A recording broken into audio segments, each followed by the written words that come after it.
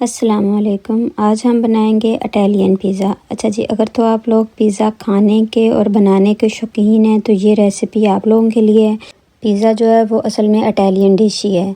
तो इसकी जो डो होती है इटालियन पिज़्ज़े की, और जो हम लोग डो बनाते हैं वो इससे थोड़ी सी मुख्तलिफ होती है। और इसमें जो मार्गरेटा पिज़्ज़ा बनाते हैं उसमें सिर्फ वो चीज़ के साथ बनता है।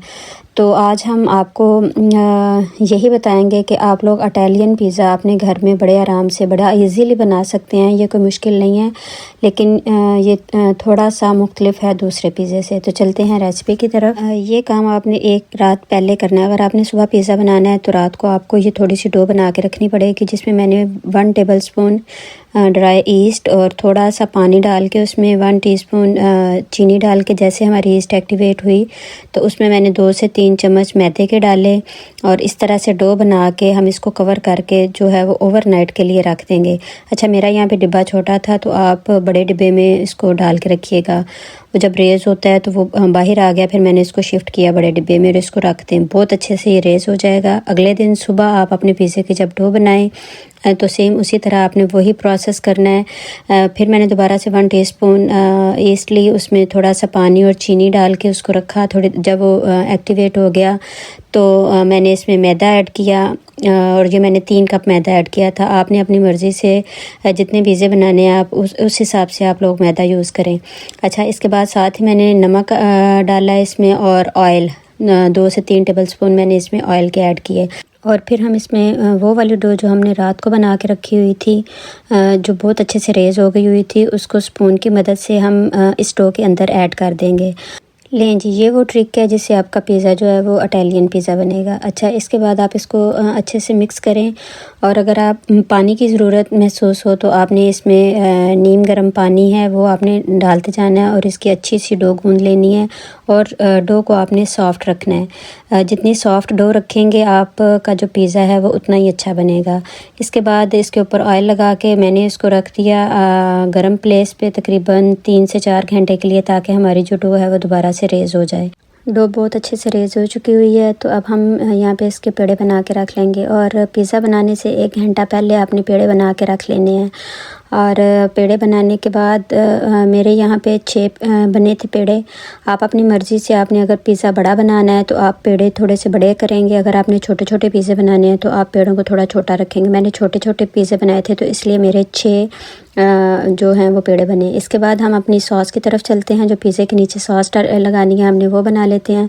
यहाँ पे मैंने टमाटो प्यूरी ली और उसमें मैंने नमक, सुरख मिर्च, ऑरिगेनो, थोड़ा सा गरम मसाला, अपने हिसाब से आप अपने स्पाइसेस को कम या ज़्यादा कर सकते हैं। करने के बाद ये हमारी बहुत अच्छे से जो सॉस है प्यूरी वो हमारी रेडी हो गई है पिज़्ज़े पे लगाने के लिए।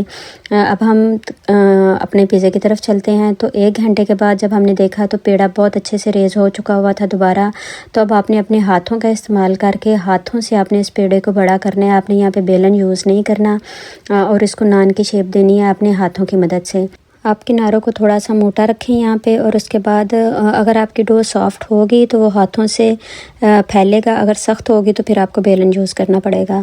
उसके बाद आप इसको ट्रे में रखें और उसके ऊपर जो हमने सॉस बनाई हुई थी वो लगाएं और इसको ओवन में रख दें। अभी हम इसके ऊपर चीज़ वगैरह नहीं लगाएंगे, पहले हम इस डो को पका लेंगे, उसके बाद बाकी चीज़ों को हम ऊपर लगाएंगे।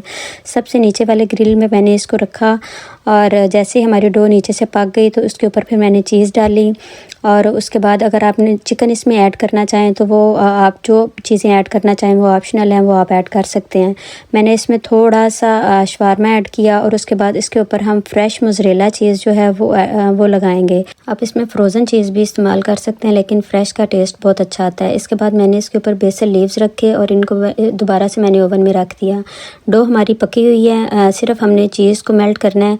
तो ओवन में तकरीबन 2 से 3 मिनट में आपका पिज़्ज़ा जो है वो रेडी हो जाएगा। अच्छा, बेसल लीव्स मैंने रखे थे वो तो जल गए, तो आप लोग ना रखिएगा। बाद में आप डेकोरेशन के लिए आप इसके ऊपर बेसल लीव्स रख के तो आप सर्व करें।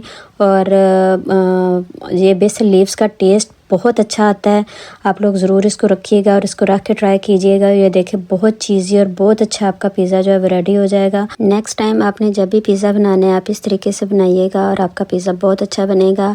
इस वाले पिज़्ज़े में मैंने मशरूम्स और शवारमा जो है वो थोड़ा ज़्यादा रखा था, तो आप अपनी मर्ज़ी से इसमें जो भी चीज़ ऐड करें आप वो उसमें कर सकते हैं। ले जी, ये थी आज की रेसिपी। मुझे उम्मीद है आपको मेरी ये रेसिपी, पिज़्ज़े की रेसिपी बहुत हट के आपको बहुत अच्छी लगी होगी।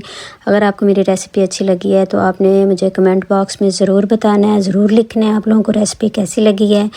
और इस तरह की मज़ीद अच्छी रेसिपीज़ देखने के लिए आप मेरे चैनल को सब्सक्राइब करें और वीडियो को लाइक और अपने दोस्तों के साथ शेयर भी किया करें।